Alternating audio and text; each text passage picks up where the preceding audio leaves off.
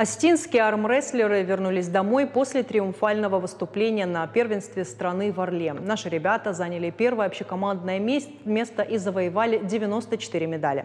В составе сборной Северной Осетии выступили 77 спортсменов в каждой весовой категории. По словам тренеров, такого результата удалось добиться благодаря тяжелым тренировкам, строгому режиму и дисциплине. Чемпионами стали 30 рукоборцев, а Егор Фарниев, Арнелла Багаева, Азамат Савлохов победили в схватках и правой, и левой рукой. Несмотря на успехи, юношам есть куда стремиться. Конкуренция постоянно растет, а сдавать позиции никто не намерен.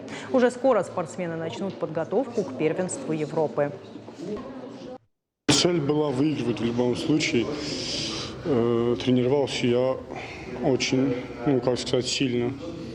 Почти, можно сказать, 3-4 часа, может даже и 5. Именно мечтал выиграть чемпионат России. И как-то моя мечта сбылась, можно сказать. Большое спасибо хочется сказать Министерству спорта Республики Северной Осетии во главе с нашим министром Аланом Хугаевым. Большое ему спасибо не только от меня, а от всей сборной республики за такую поездку. Ребята наши ни в чем не нуждались.